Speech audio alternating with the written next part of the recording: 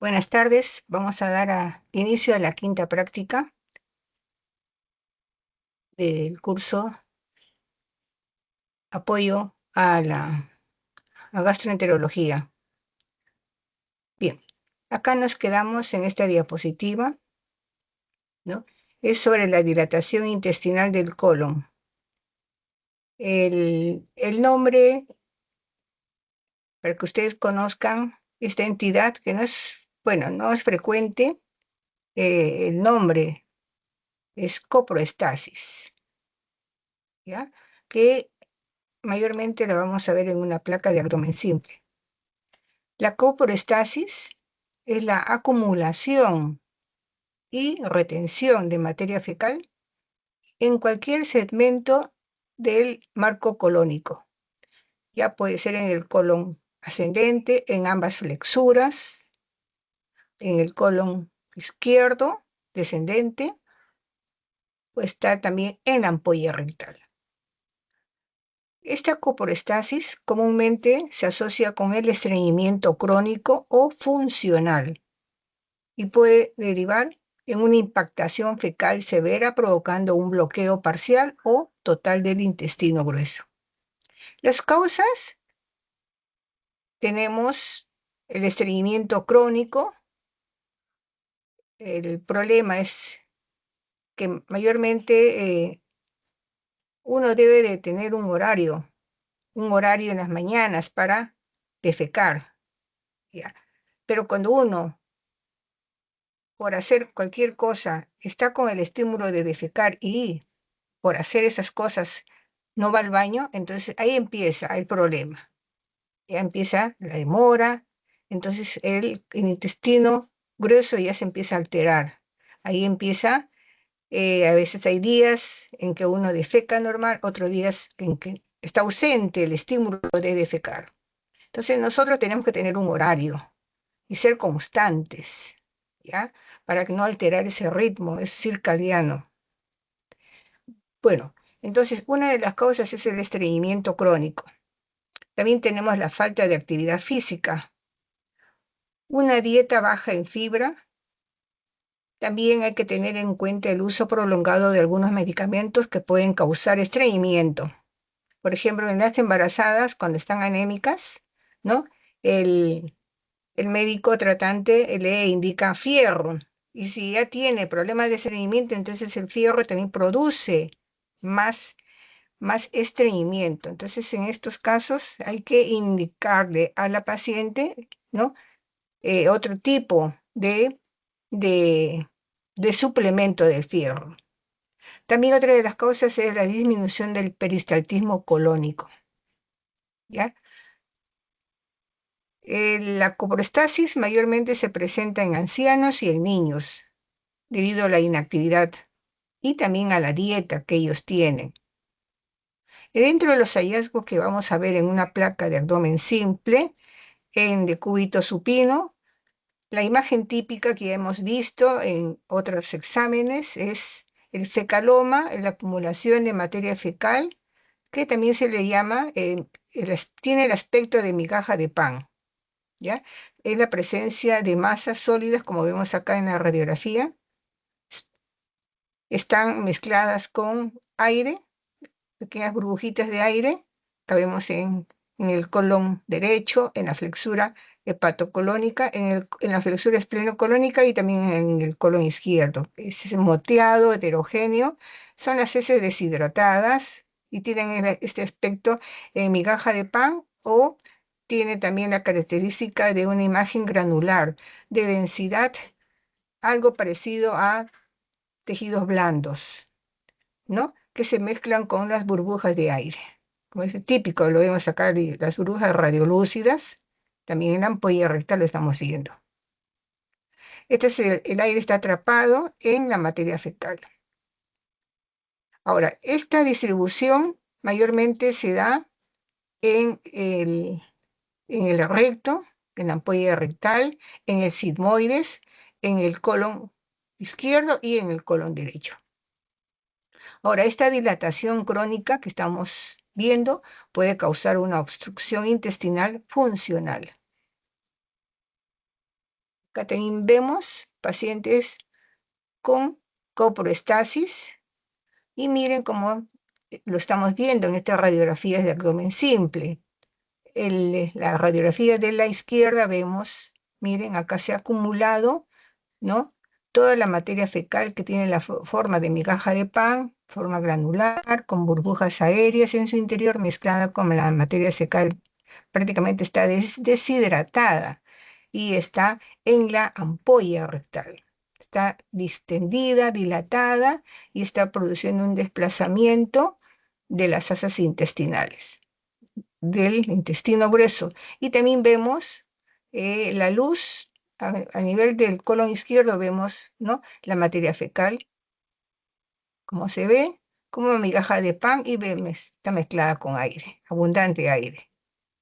En la radiografía de medio igual también vemos la coproestasis, ¿no?, que afectan la ampolla y parte del sigmoides.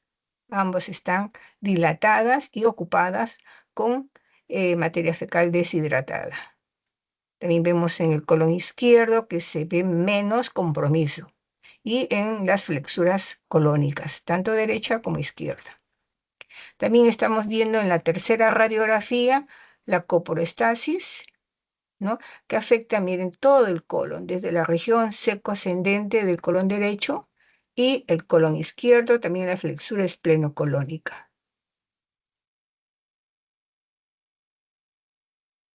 En esta otra radiografía, que está un poco magnificada, vemos, ¿no?, lo que está en círculo, ¿no?, son asas dilatadas del intestino grueso con presencia de materia fecal ya deshidratada, dura. Ya a esto le llamamos coproestasis.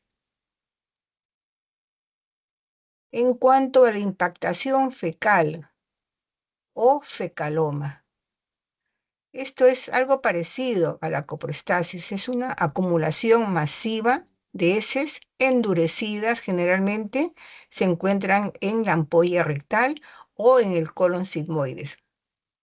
Y se logra ver en una radiografía de abdomen simple, ¿no?, tomada en posición de cúbito supino.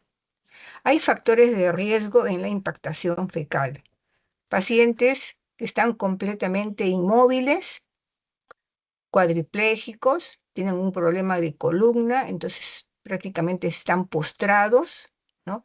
Eh, y, y no hay movilidad. Entonces hay un peristaltismo completamente lento en algunos casos del intestino grueso o está disminuido completamente, ¿ya? Entonces aquí a estos pacientes hay que movilizarlos ¿no?, y con ayuda de otra persona, movilizarlos, sacarlos de su estado de estar ahí echados completamente, ponerlos sentados y ver la forma de que este intestino grueso no esté perezoso, ¿no? ¿Y qué vamos a encontrar radiológicamente? Por ejemplo, acá vemos un paciente que ha tenido un problema de columna, ha sido operado, le han puesto estas placas y estos tornillos intrapediculares, ¿no? Entonces, me imagino habrá tenido una listesis, ¿no?, una anterolistesis a nivel de la columna que le impide, ¿no?, quizás le impide defecar normalmente, con compromiso de los nervios que estimulan la defecación, ¿no? Entonces aquí en la radiografía vamos a encontrar signos directos. Los signos directos más que todo son la masa fecal.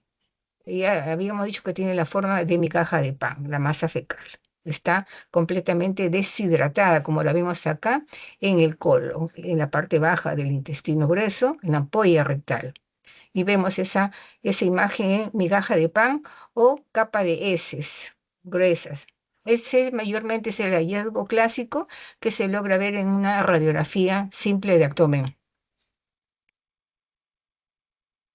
También la localización de estas masas mayormente la localización es en ampolla, suele encontrarse esta impactación fecal mayormente en la ampolla rectal o en el sigmoides, en el colon sigmoideo.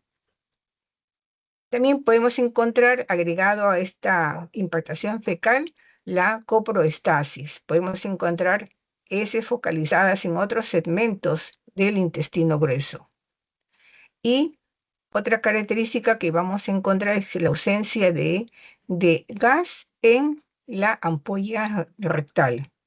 Ahora, las complicaciones de esta impactación fecal, ¿no?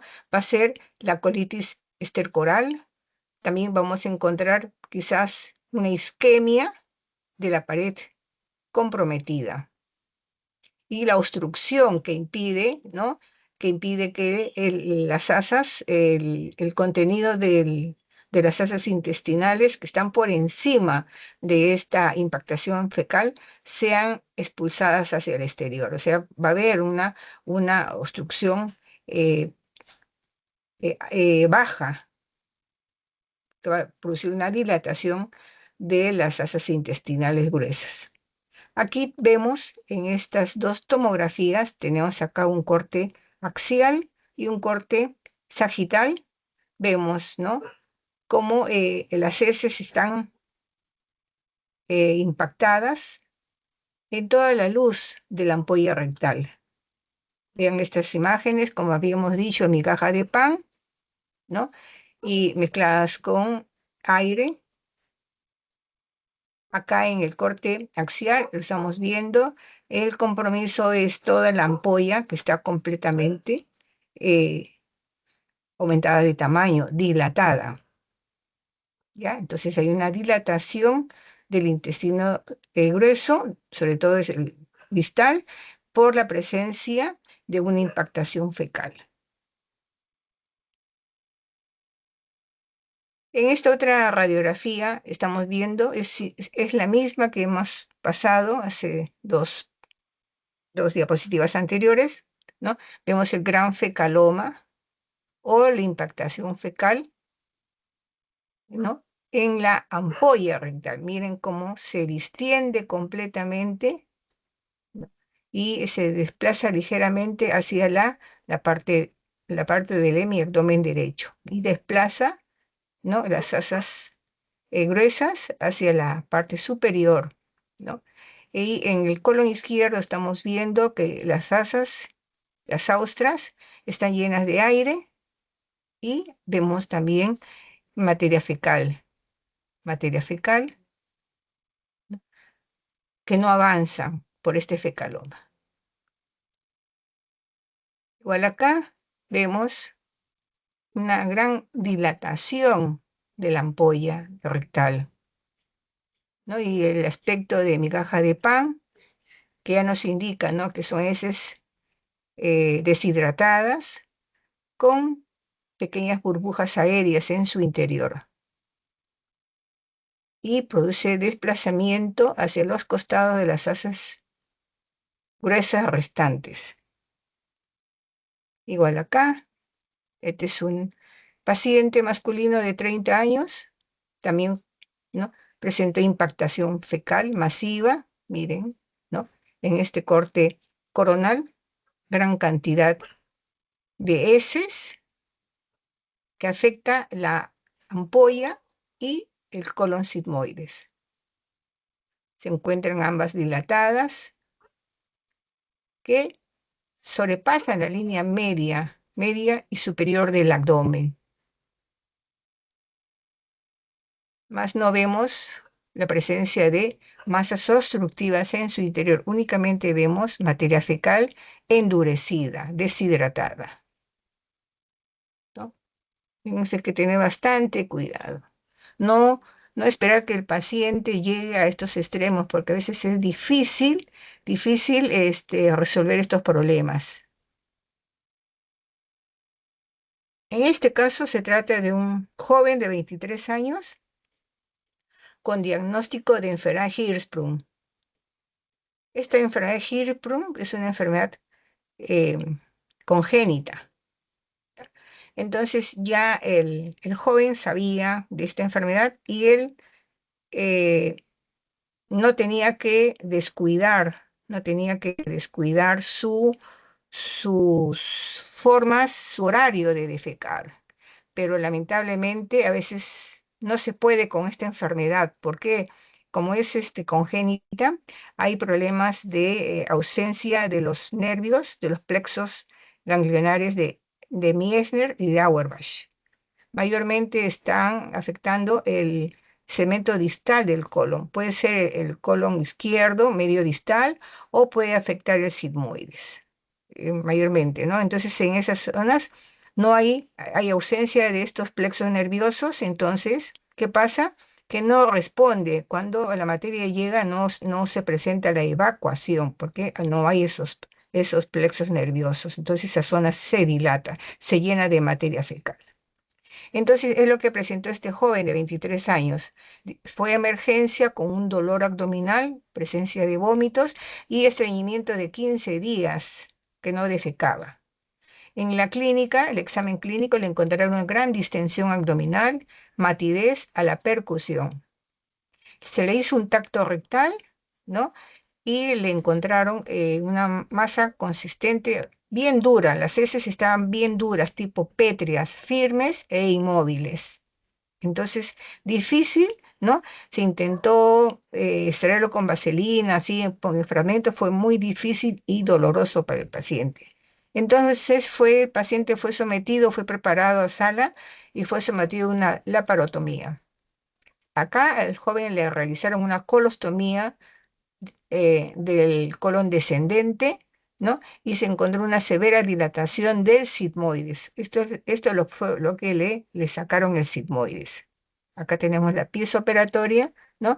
Que está ocupada con materia fecal, pétrea, ¿no? Seca, completamente dura, y que lo pesaron, pesaba más o menos 6 kilos, ¿no? Entonces, ya le hicieron una colostomía, ¿no?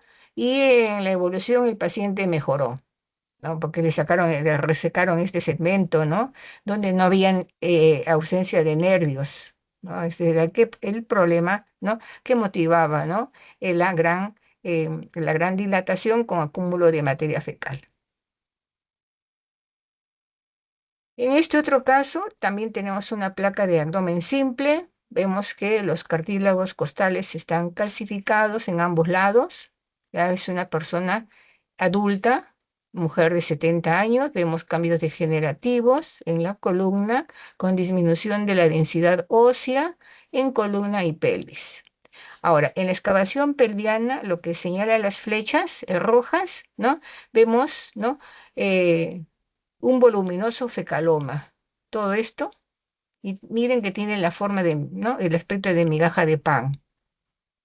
Y está afectando toda la luz de la ampolla rectal. Está focalizado únicamente en la ampolla, no compromete el sigmoides.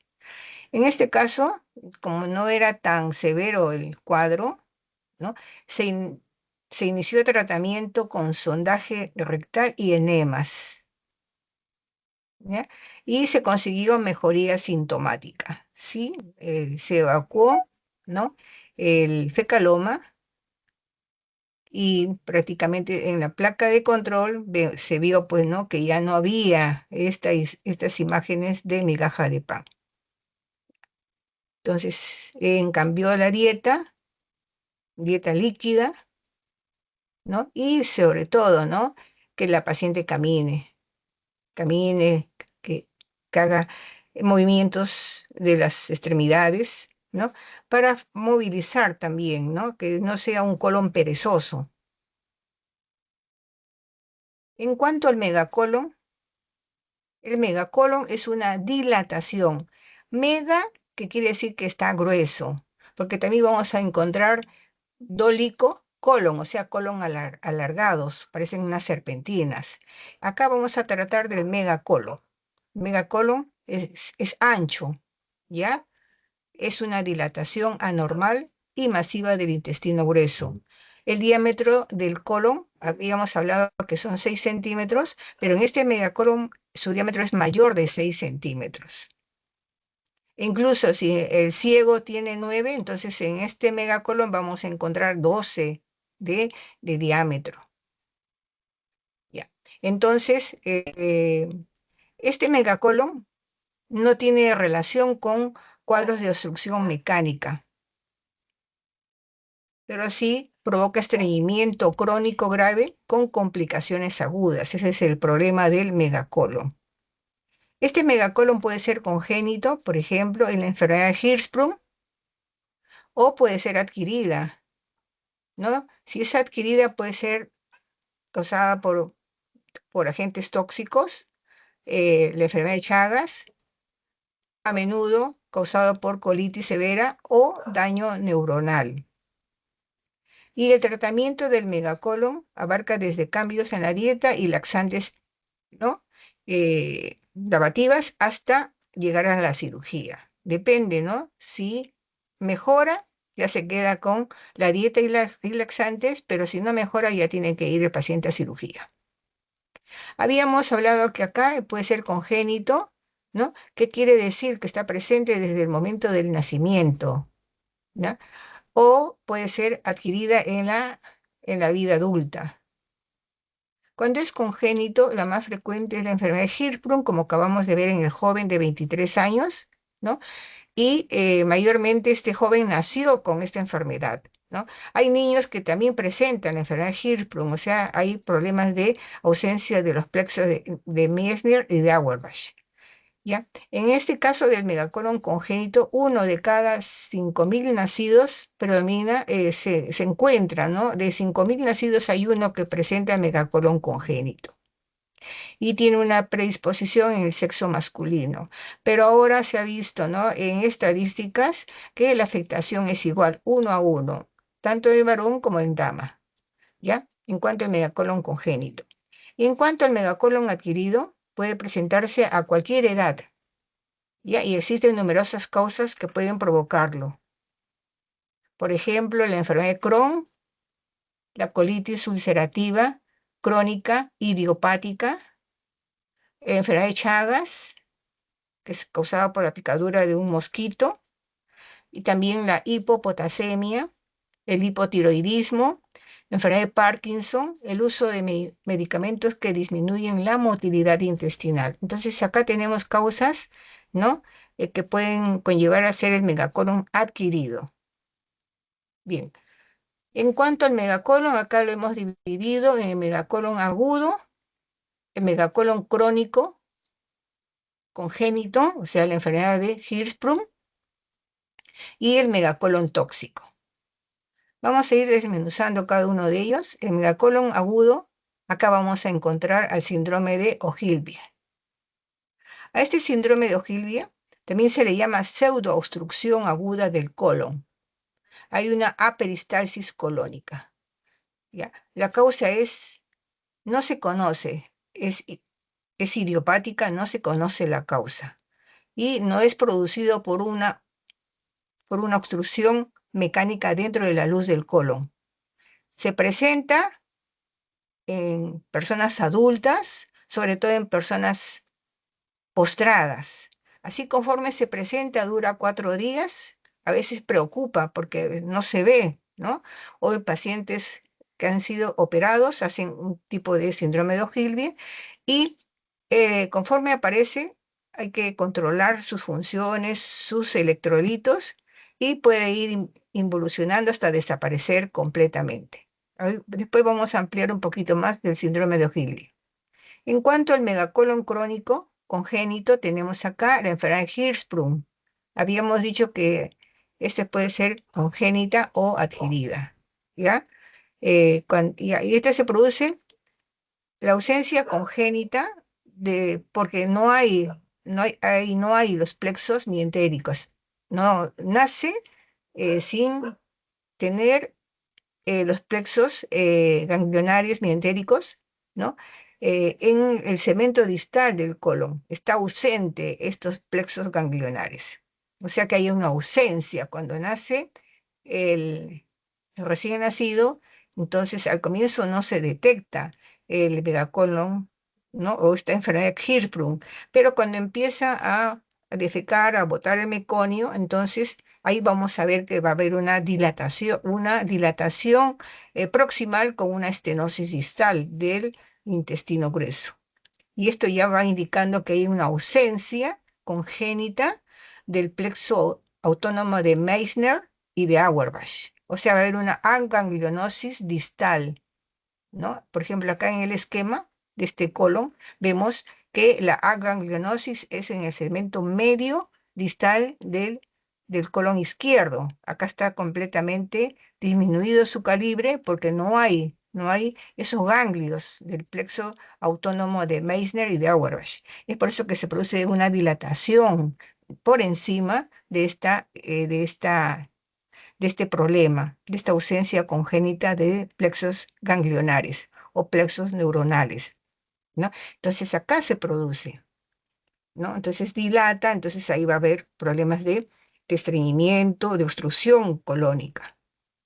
Ahora vamos a ver lo que habíamos dicho en cuanto al síndrome de Ogilvie, o también le llaman pseudoobstrucción aguda del colon. Es una dilatación aguda del colon en ausencia de una obstrucción mecánica. Como vemos acá en las radiografías superior, en frontal y en lateral, vemos que la dilatación, ¿no?, es únicamente del marco colónico. Vemos el colon derecho, el colon transverso, el colon izquierdo completamente dilatados y desplazan las asas restantes, las asas delgadas, ¿no? Y si ustedes ven, es aire nada más, no hay nada mecánico dentro de la luz de estas asas intestinales gruesas. Entonces, igual acá en la lateral vemos la dilatación del intestino grueso.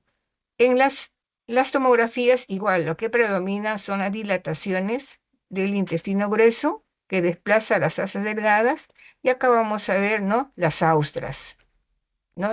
Entonces, la etiología del síndrome de Ogilvie es desconocida. Mayormente se da en ancianos o pacientes postrados que tienen una enfermedad crónica. Va a haber pérdida de la peristalsis con dilatación masiva del colon, y esto conlleva una distensión abdominal.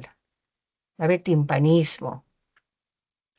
En algunos casos dice que se asocia a medicamentos anticolinérgicos, por ejemplo, antidepresivos, las fenotiacinas, medicamentos para el Parkinson y algunos opiáceos que pueden estar en relación con este síndrome de Ogilvie.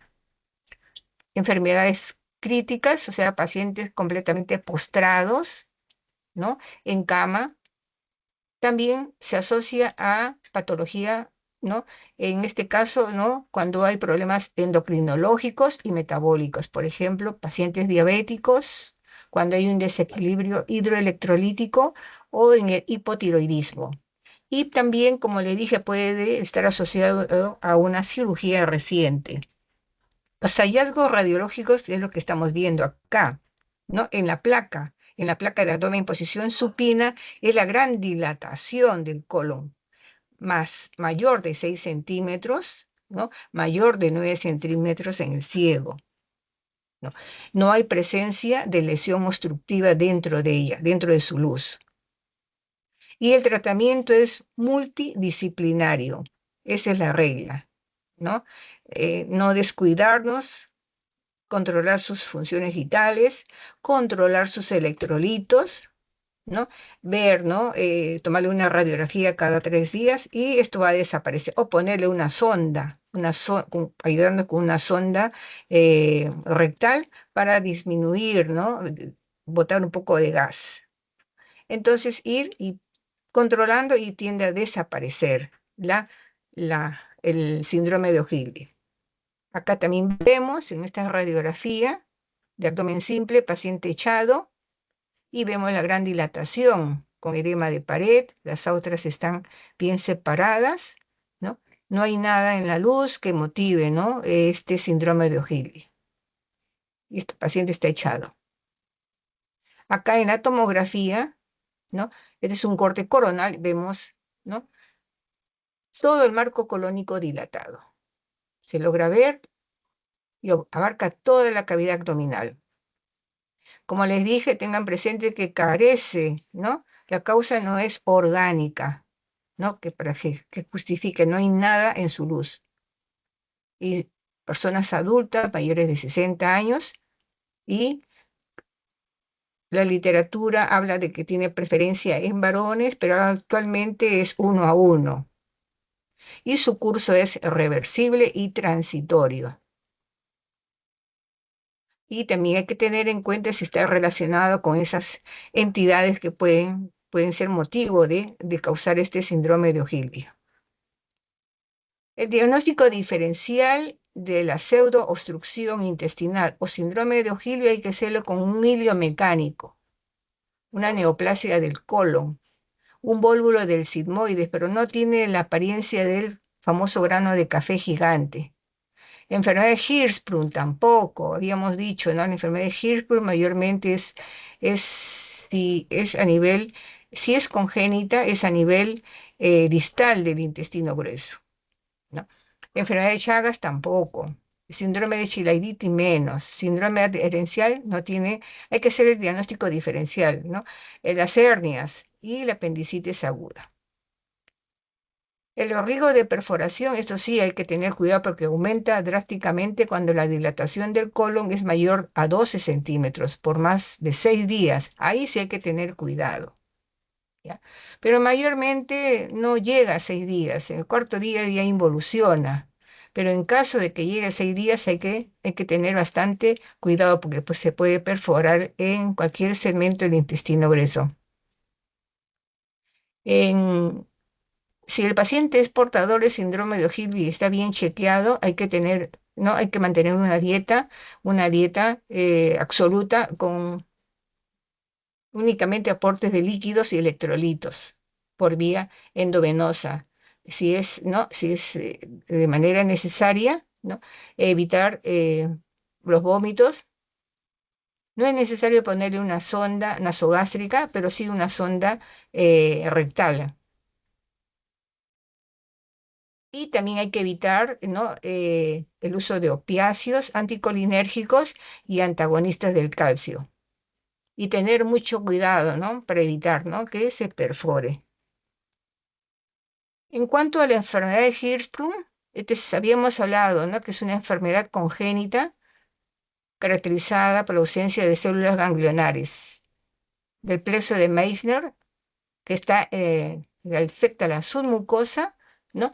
Y el plexo de Auerbach, ¿no? Que afecta a la muscularis en el segmento rectal, o sea, en la zona distal del colon. Y este Hirschsprung mayormente es en forma ascendente.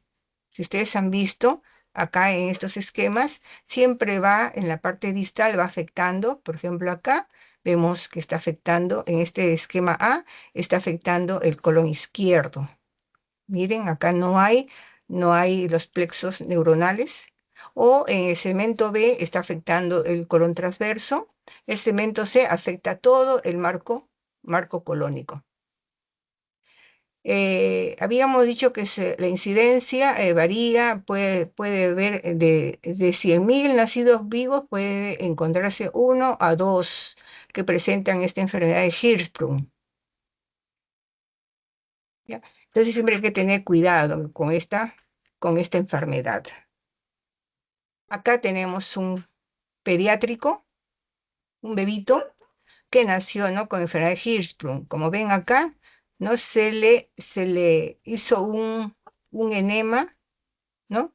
Bien diluido del bario por vía rectal, bien diluidito, y vemos acá el marco colónico, es el colon distal, ¿ya? Entonces, como está en incidencia lateral, podemos ver este segmento de transición entre el recto, ¿no? Que hay ausencia de los ganglios y el sigmoides. El sigmoide está dilatado. Y el problema es acá, en este segmento no hay los ganglios de Meissner y de Auerbach. Entonces este segmento está contraído. Como está contraído, entonces la materia fecal no puede pasar por este segmento y es por eso que el sigmoide se dilata. En este otro caso también es un recién nacido con enfermedad de Hirschsprung. Acá la enfermedad de Hirschsprung es completo, miren, hay una aganglionosis completa de todo el marco colónico, por eso que lo vemos dilatado. Miren, acá hay la placa simple y acá se hizo un estudio con bario bien diluido, se le pasó por vía por rectal.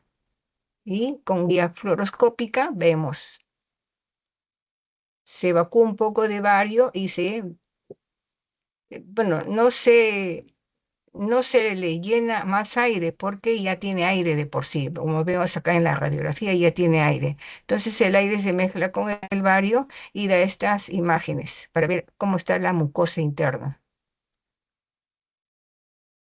Igual acá también tenemos, son neonatos que han nacido con la enfermedad de Hirschsprung. Aquí tenemos la placa simple y acá tenemos el enema opaco, ¿no? Ingresa con baja gravedad para no causar molestias, ¿no? Y es poca la cantidad, porque son pequeños, ¿no? El colon es pequeño en el recién nacido. Entonces vemos una dilatación difusa del colon con múltiples defectos, ¿no? Vemos acá los defectos de represión en este segmento distal, vemos acá en asterisco, hay defectos, ¿no? Defectos de represión y un discreto cambio de calibre. Miren, acá hay una disminución del calibre en la unión entre la ampolla rectal con el sigmoides. Hay una disminución del calibre. Y esto se asocia a contracciones, ¿no? Peristálticas anómalas a nivel de este segmento distal.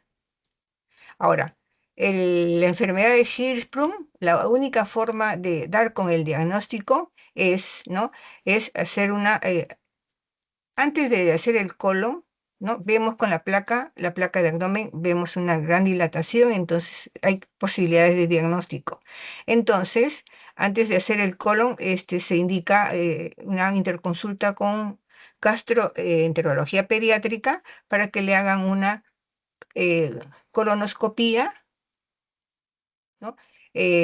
Con el colonoscopio pediátrico y cogen tres muestritas de biopsia en esta zona para poder evaluar si hay o no hay, ¿no? Los ganglios mientéricos y los ganglios de Auerbach, ¿ya?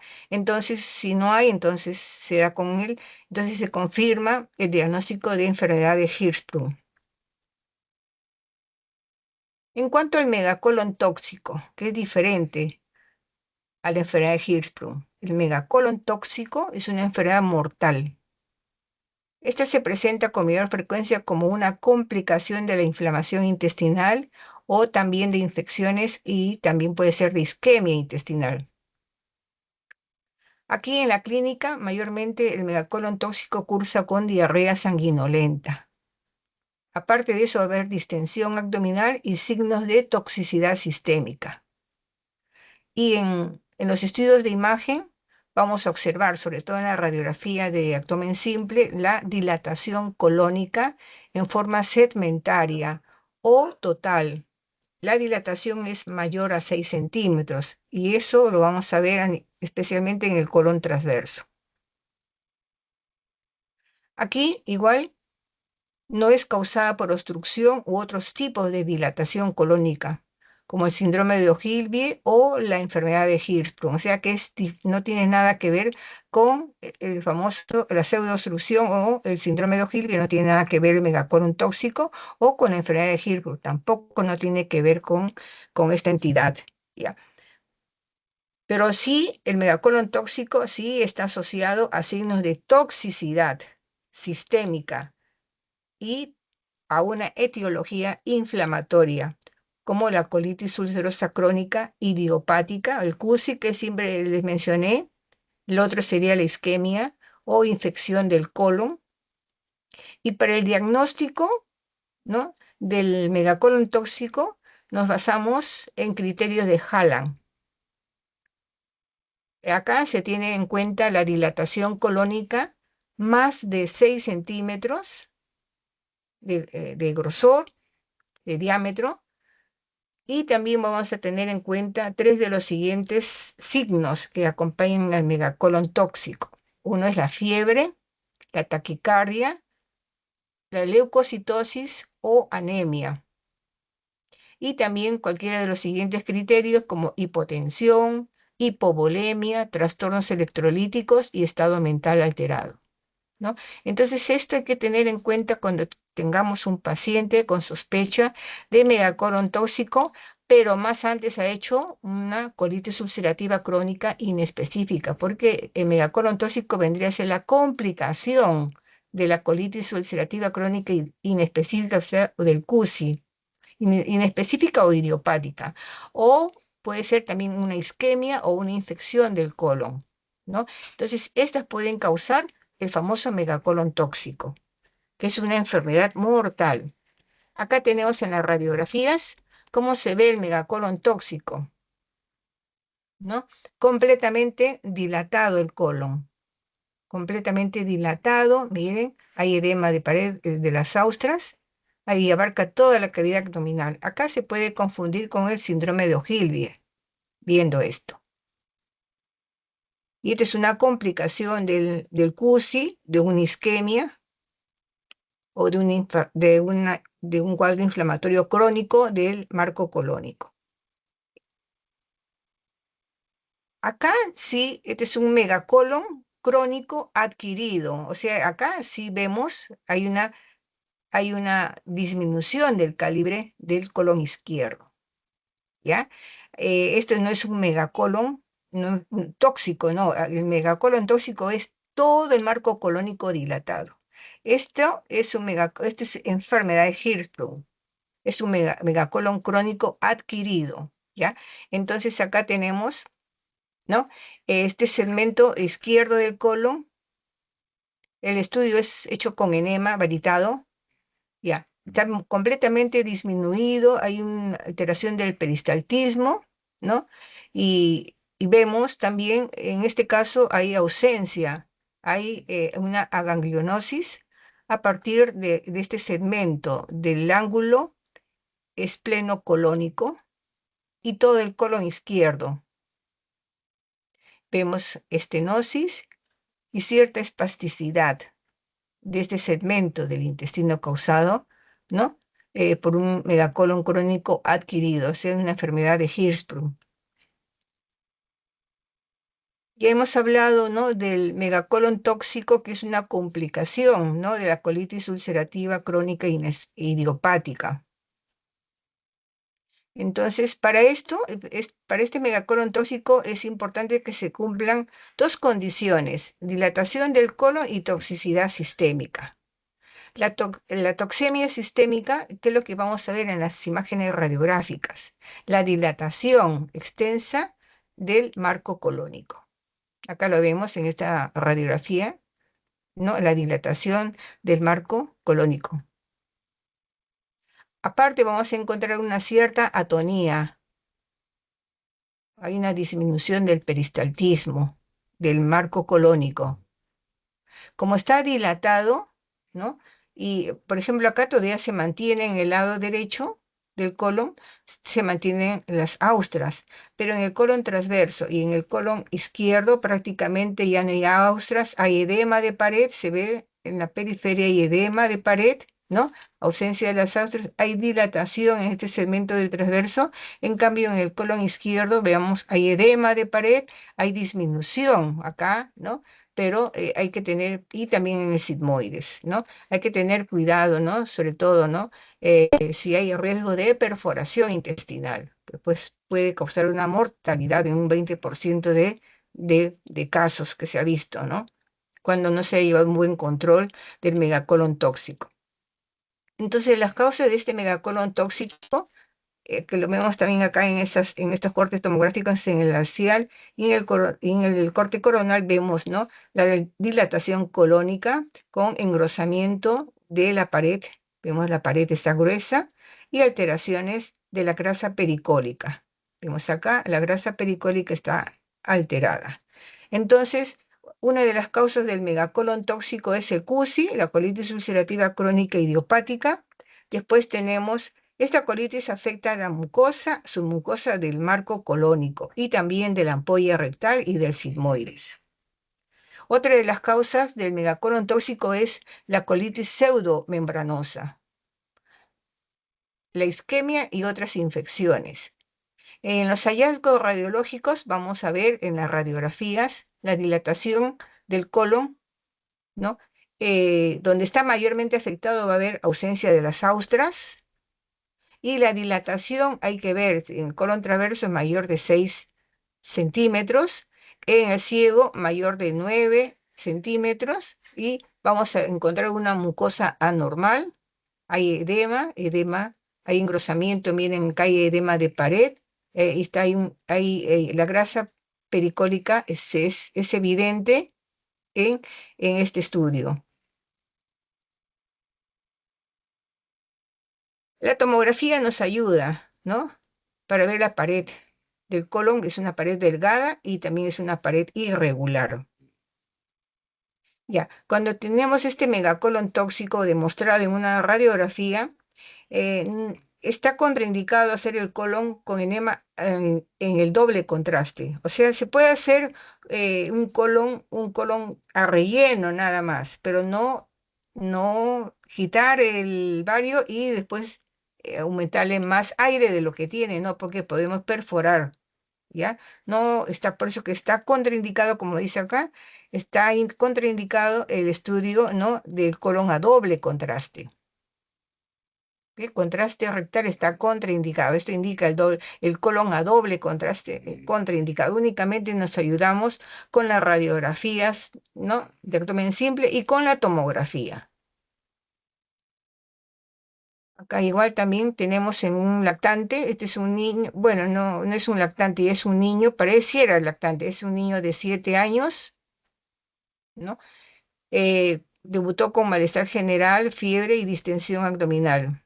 ¿Qué encontramos en la placa, en el estudio tóraco-abdominal? En tórax no había nada, neumonía, derrame, no. El problema era en abdomen. Miren el abdomen, gran dilatación, un abdomen casi batraciano, ¿no? El, el paciente presentaba fiebre, malestar general y gran marcada distensión del abdomen. Y en esta radiografía vemos dilatación marcada del marco colónico. Miren cómo se ve el colon transverso, bien dilatado. Es un colon anormal. Y también vemos el segmento proximal, vean acá, también dilatado el colon izquierdo. Y no vemos las austras, hay pérdida completa de las austras. Entonces aquí ya se ve a ojo de buen cubero que está aumentado el diámetro, ¿no? Acá, por ejemplo, se encontró 84 milímetros el diámetro del colon transverso. El colon ascendente, vemos, ¿no? Que está ocupado, hay cierta materia fecal, y vemos el engrosamiento de la pared.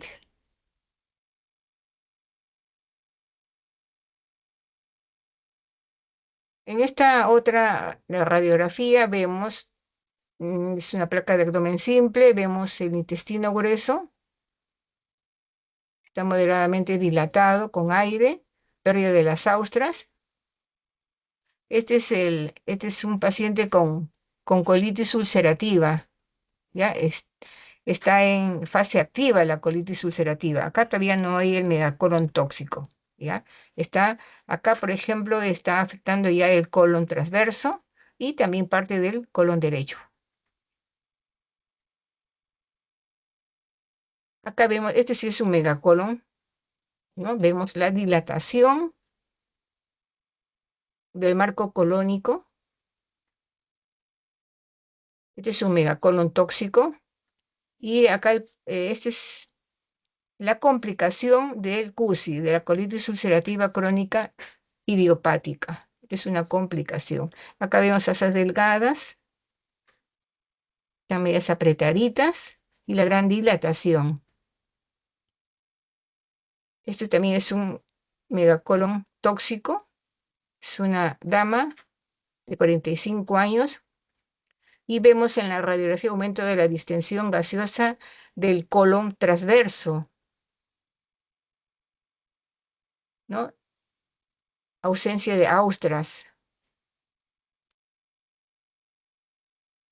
Y vemos cierta acumulación de materia fecal en el colon ascendente. Aquí no vemos aire en las paredes del intestino, vemos acá el estómago ligeramente colapsado,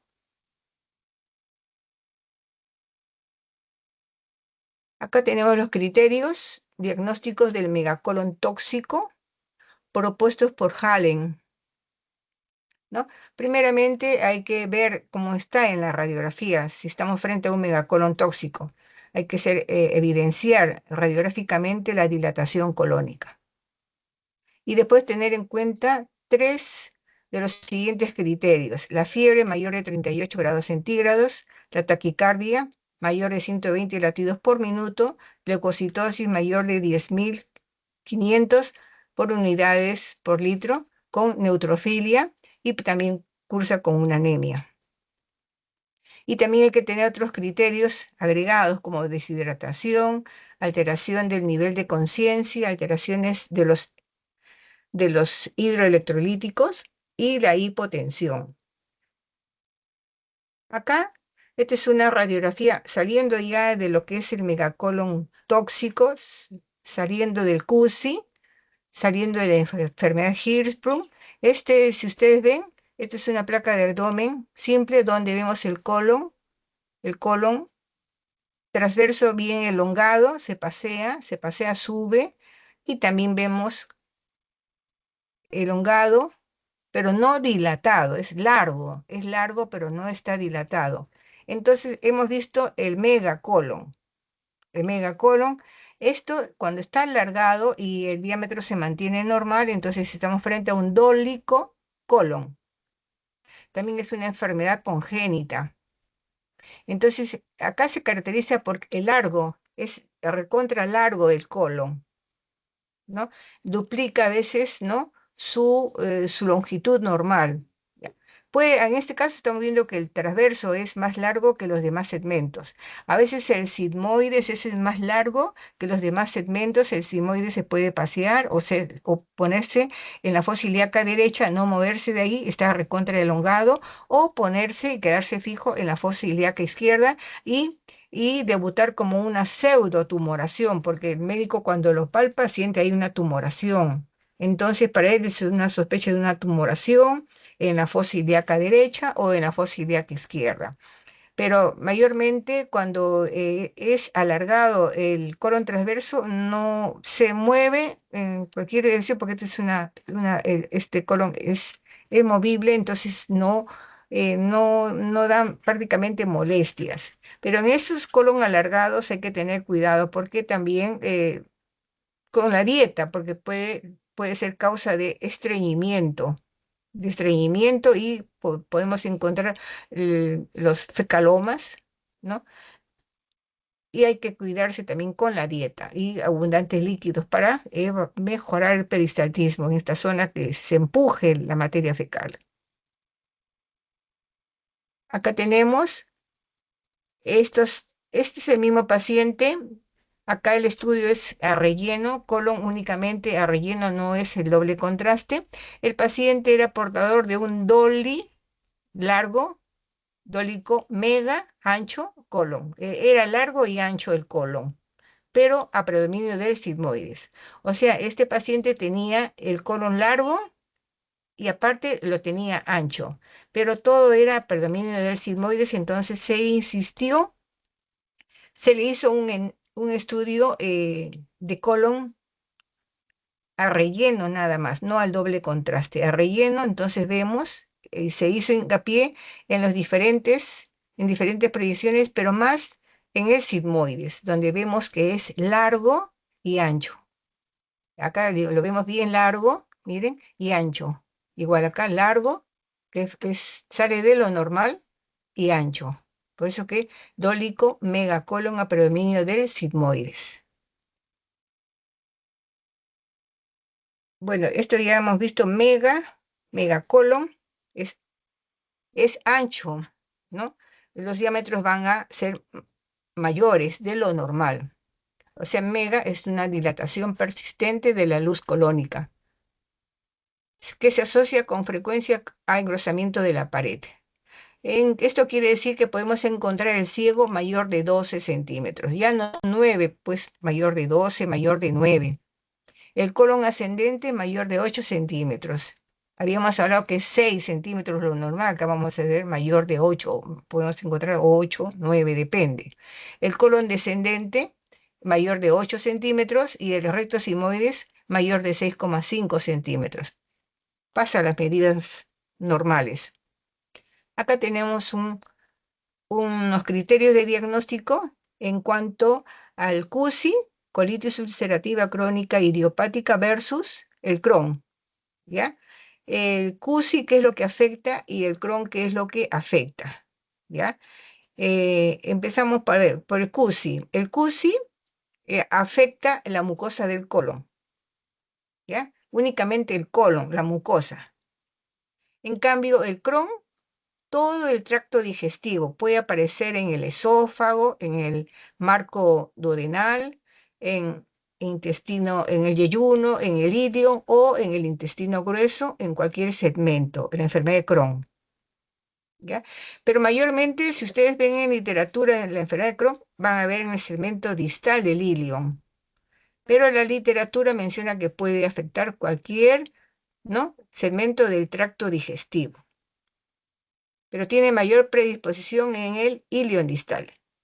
Ahora, en cuanto a la forma de inicio, el CUSI empieza desde la parte distal del marco colónico, o sea, empieza desde el recto, de ahí afecta el sigmoides, va subiendo el colon izquierdo, después el colon transverso, después el colon izquierdo, y ahí vemos que afecta completamente el marco colónico, el CUSI, ¿ya?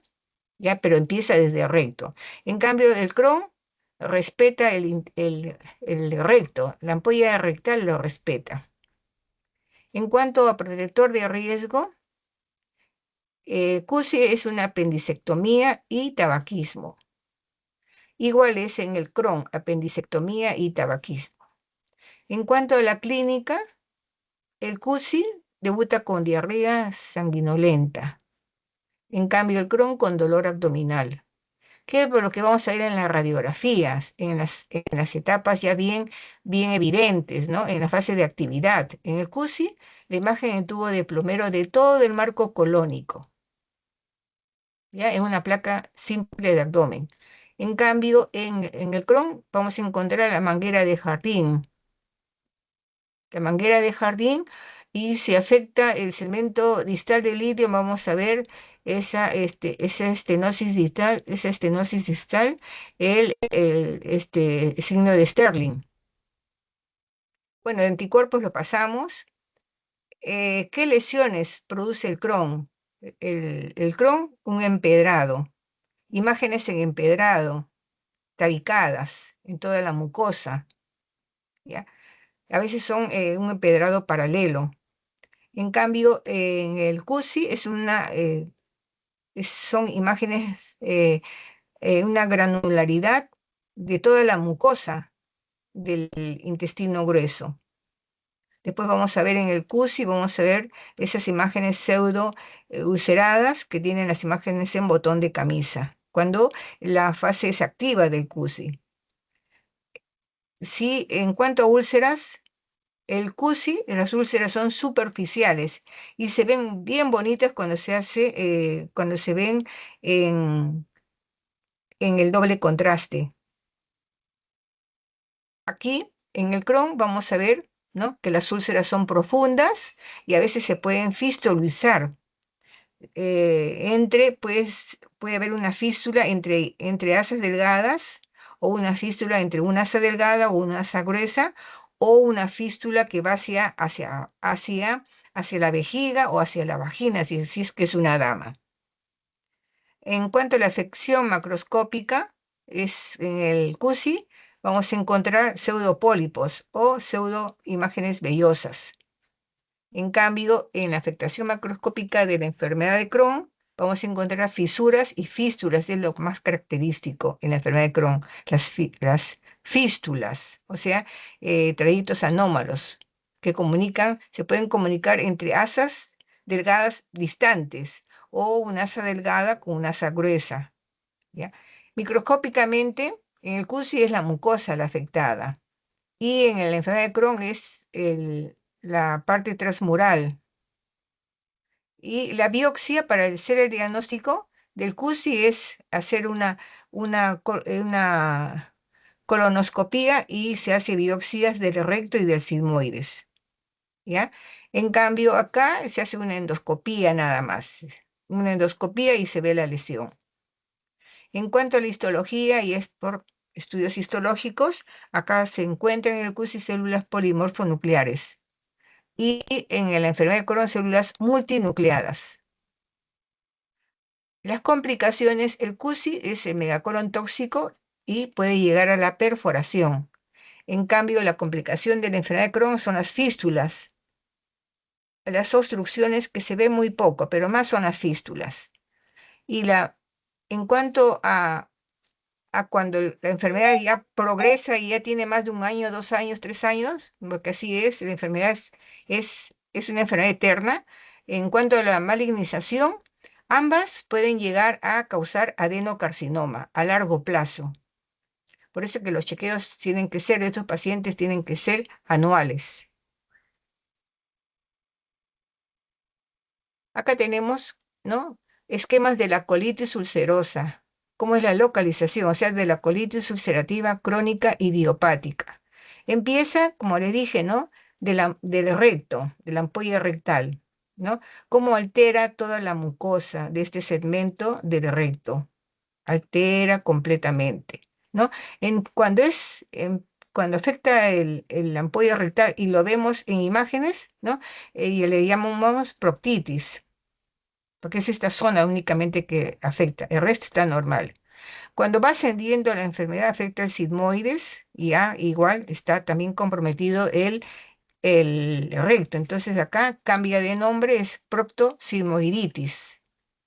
Cuando ya son tres cosas afectadas, el colon izquierdo, el sigmoides y el recto, entonces tenemos una colitis izquierda. Miren cómo se pierden las austras, hay edema de pared, ¿no? Hay hay espasticidad, hay rigidez y cómo disminuye el calibre y lo hace rígido y lo va acortando su longitud. Ya cuando afecta todo el marco colónico, miren, esto ya se llama pancolitis. ¿Ya? Entonces acá tenemos las imágenes en tubo de manguera. Esto es microcolon, es rarísimo de ver un microcolon, este es un recién nacido, ¿no?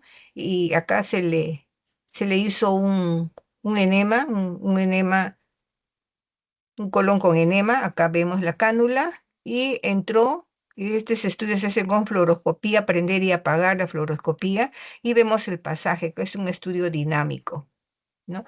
Entonces acá vemos, ¿no? En asterisco rojo, ¿no?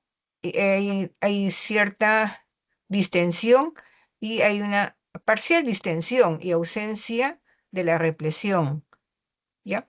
Y vemos acá este asterisco azul que vemos acá, estos espacios, ¿no? Hay ausencia, o sea, una atresia yeyunal, esta atresia yeyunal, porque no, en un estudio de intestino vemos acá que en el colon el bario pasó a asas intestinales, hay una incompetencia de la válvula ileocecal, entonces vemos que hay ausencia o atresia del yeyuno. Entonces que hay un microcolon. Este es este estudio rarísimo, este caso es rarísimo de verlo, no es seguido, siempre se acompaña con otras patologías. Acá, por ejemplo, este es un, un tránsito intestinal que se terminó con el estudio del marco colónico. Vemos acá todo el marco colónico, vemos las austras y vemos acá el segmento distal. Este es el ilion.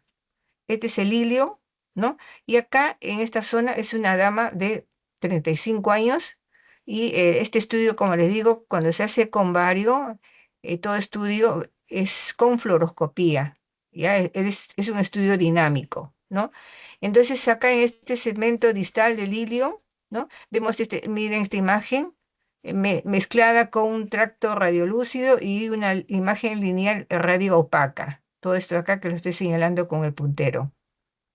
Esta imagen acá y afuerita es radiolúcido, ¿no? Es un área lineal radiolúcida, ¿no? Y se ve el intestino Este es un Ascaris lumbricoides. El intestino del Ascaris, de la lombriz, ha ingerido también sulfato de bario, entonces este es su tubo digestivo.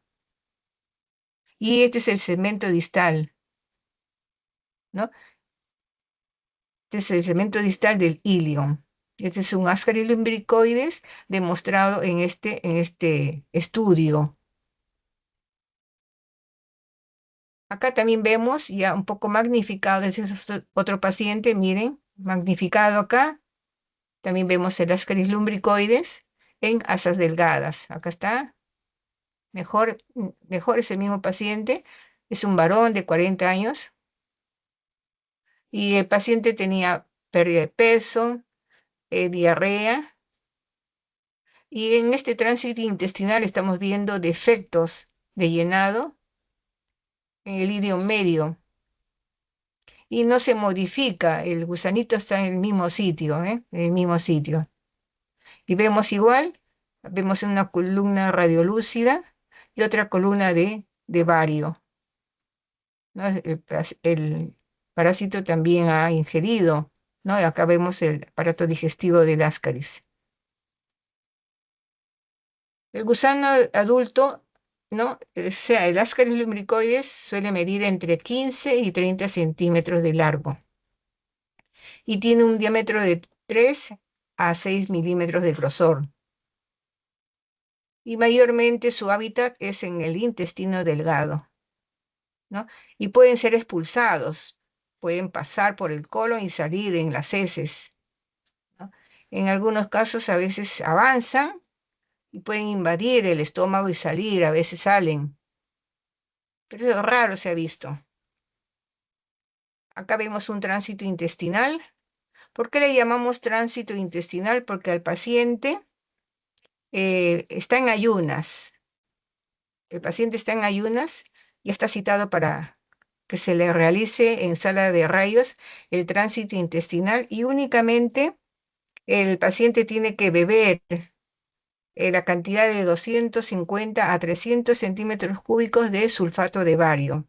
El bario ya viene en dos presentaciones. Una presentación es para vía oral, es un frasco, viene el bario inerte, lo único que se diluye con suero fisiológico o con agua hervida, pero tibia, tibia, para que no esté con grumos, tiene que estar bien diluido. Y el paciente tiene que tomar entre 250 a 300 centímetros cúbicos del sulfato de bario por vía oral. El paciente está en ayunas. Entonces, una vez que ha terminado de terminar de haber tomado el bario, entonces el tecnólogo en la solicitud del paciente pone los tiempos que va a tomar la radiografía, ¿ya? Primer tiempo es de media hora, después de una hora, 2 horas, 3 horas y 4 horas, ¿no? Va tomando, en esos tiempos va tomando placas. Y ahí está presente el radiólogo, pues está con el residente, con el alumno o con el interno aprendiendo cómo se hace el tránsito intestinal, ¿no? Otros tienen otro esquema de hacer el tránsito intestinal.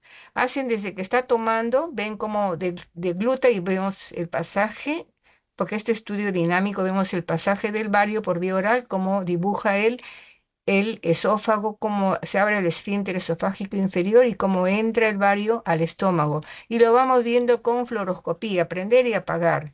¿Ya? Porque no tenerlo mucho tiempo prendido el fluoroscopio porque nos irradiamos mucho. ¿Ya? Entonces, una vez que pasó, bebió los 250, 300 centímetros de bario, entonces vemos que el bario está en el estómago. ¿Ah? Se le puede tomar una placa. Vemos el estómago con bario en forma de J, e incluso ya cuando se abre la región antropilórica, como el bario pasa y dibuja el marco duodenal. Y vemos, después vamos a ver en frontal, lo podemos oblicuar al paciente, como quieran, estamos haciendo el estudio dinámico, cosa que hacemos docencia para que el residente o el alumno, el interno, vaya aprendiendo cómo se ve en forma dinámica, cómo se ve este estudio tan bonito. Ya cuando completa el tiempo, pónganse de media hora, el control de 30 minutos, ahí sí tomamos la imagen, pero si tomamos la radiografía. Si vemos algo en el estómago, también podemos tomar la radiografía. ¿Ya? Entonces hacemos el control de media hora o una hora y vemos todo el pasaje del vario a las asas delgadas, cómo se dibuja el marco duodenal, cómo se ve la diferencia entre este es el yeyuno, miren, este es el yeyuno y este es el ilion, la diferencia de las dos asas delgadas. Este es el yeyuno, miren cómo plumitas de hojitas de lecho o plumitas de alitas las plumitas del ave, a diferencia del intestino, el hilio, miren cómo se ve, el hilio se ve diferente. ¿Ya? Pero ¿qué encontramos dentro del yeyuno? Este es el yeyuno. Miren acá, sigan con el puntero. Igual vemos un ascaris. Miren, un ascaris que se pasea por acá, se pasea por acá y se va por ahí. Y acá se pierde. Está en el yeyuno, un ascaris lumbricoides. Este paciente ya adulto también era portador de un ascaris lumbricoides en el yeyuno. Bien, chicos, acá hemos terminado.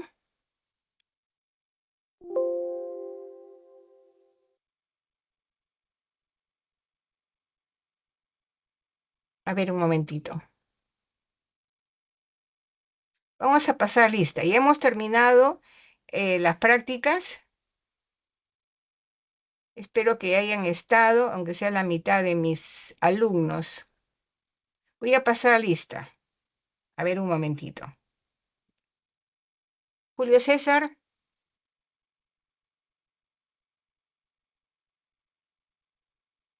Carmona, Loyola, marca. Chilcón, Gallardo,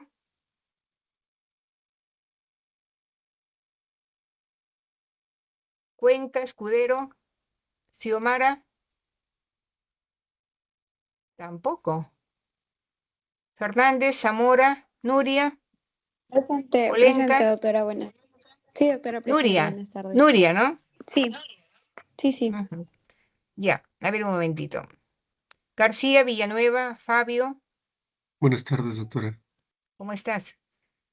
Hidalgo, Nikita, Daniel,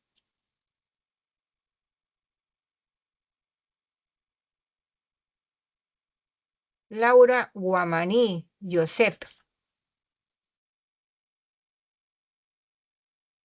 Martínez, Vega, William, Ocampo, Hurtado, Sara, Prado, Escalante, Mel. Buenas tardes, doctora, presente.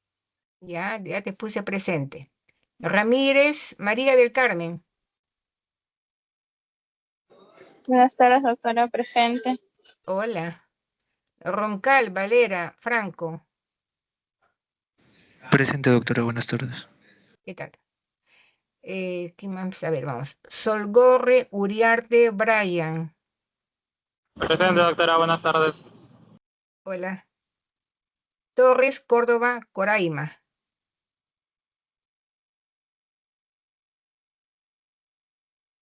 Ceballos, Cueva, Nori. Buenas tardes, doctora, presente. ¿Qué tal? Voy a llamar nuevamente a los que no me han contestado. Anca, Albino, Julio César. Carmona, Loyola, Adrián. Chilcón, Ana del Rosario. Cuenca, Escudero, Xiomara. Nos pasamos a Hidalgo, Nikita, Daniel. Hidalgo, Nikita, Daniel, no está. Laura, Joseph, Edward. Laura, Guamaní, no está. Y Martínez, Vega, William. Martínez, Vega, William. Tampoco está. Ocampo, Hurtado, Sara, Gisele. Ocampo, Hurtado, Sara, Gisele, no está. Me falta un hito acá abajo. La penúltima. Coraima. Torres. No está. Uy, ¿qué pasó? Han faltado. Bien. ¿Habrán tenido algún cruce de... ¿Qué dice mi delegada? 7 alumnos presentes. Doctora, Dime. disculpe, doctora, es que sí, varios están todavía en su rotación del hospital. Lo que pasa es que la reunión me salía programada para las 8 de la noche ¿La mía? y quizá por ello no. Sí, sí, doctora. Ayer yo lo vi y salía a las 8 de la noche hasta las 11. Pero me hubieras avisado, pues ¿por qué te has quedado callada? No, doctora, yo creí que ahí yo le había comentado el martes normal de 3 a 6 y después ya de 8 a 11. Ay, mira. Bueno, está grabada la clase, ¿ya? Pero se los das, por favor, ¿ya? Ya, Ya para que estudien. ya, Conforme doctora. hemos quedado, ¿está bien que el examen sea el 2? Ahí te puse en el WhatsApp. Sí, creo. ¿Ah? Sí, doctora, para el próximo jueves. Está bien, antes del examen teórico, ¿ya? Sí, Por doctora, favor, está bien. grabas la clase de hoy día, la práctica, porque esta ya es la última. Ya, Ya hemos terminado. ujú. ¿Ya? Ya para que ustedes tengan tiempo de hacer estar en sus otras clases, no perder la secuencia y tampoco no se atrasen, ¿ya? Para que estudien y puedan aprobar las diferentes asignaturas. Bien, entonces nos estamos viendo el día del examen. Yo te mando a qué horas, mayormente yo lo tomo a partir de las 9, que estén todos en casa con una buena computadora, no estén en la calle, en el taxi, ni en el micro, nada, ni responder el examen en el celular, porque a veces es bien difícil que me lo manden, ¿ya? Ya yo les voy a Doctora. dar todas las indicaciones para que no tengan problemas, pero que a las 9 hoy es el examen para que todos estén en casita, con mayor tranquilidad y puedan responder con tranquilidad las 20 preguntas, ¿ok? Ok, doctora, muchas gracias. Ya no tienen de qué. Cuídense más bien, estudien bien, ¿ah? Estudien bastante. Cuídense. A ver un momentito.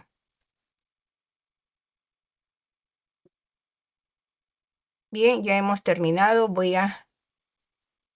Entonces nos estamos viendo. Cuídense un montón.